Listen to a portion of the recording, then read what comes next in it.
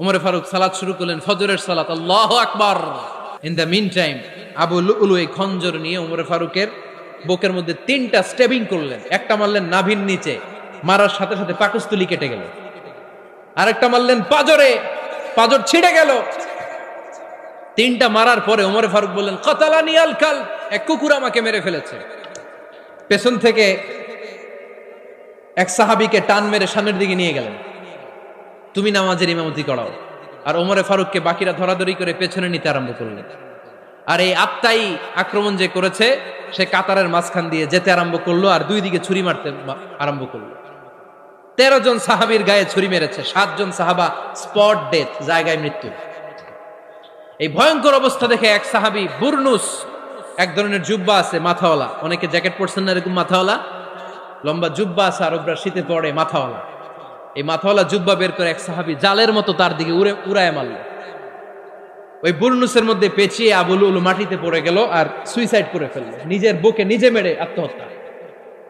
যেই সাহাবীকে ইমামতির জন্য দাঁড় করালেন, উনি ছোট্ট সূরা দিয়ে প্রথম রাকাতে সূরা আল কাউসার, দ্বিতীয় রাকাতে সূরাতুল ইখলাস দিয়ে নামাজ শেষ। উমরে ফারুক বেহুশ। উমরে ফারুক কি বেহুশ। সবাই কান্নাকাটি করতেছে, সবাই দেখতে গেলেন, এখন হুঁশ ফিরে না। মুখের মধ্যে, মুখ খুলে রাষ্ট্রের চিকিৎসক মুখের মধ্যে দুধ দিলেন, ওই নাভি দিয়ে দুধ বের হয়ে যায়, পাকস্থলী কেটে ওখান দিয়ে দুধ বের হয়ে যাচ্ছে। তারা বললো ওনারে বাঁচানো সম্ভব না, দেখেন হুঁশ ফিরে কিনা।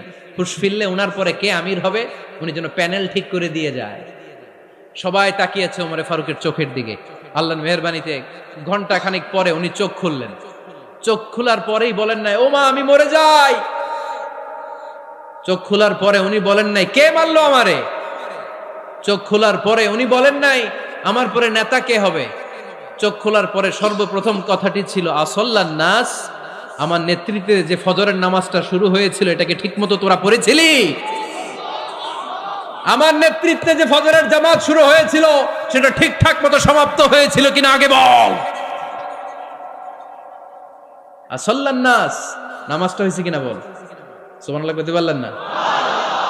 This is Omar, hour super hero. নেতা অনেকগুলো লাগে না, এরকম নেতা একটাই যথেষ্ট যে গোটা বিশ্বকে কাঁপায় দিতে পারে। চিল্লায় বলো ঠিক কিনা?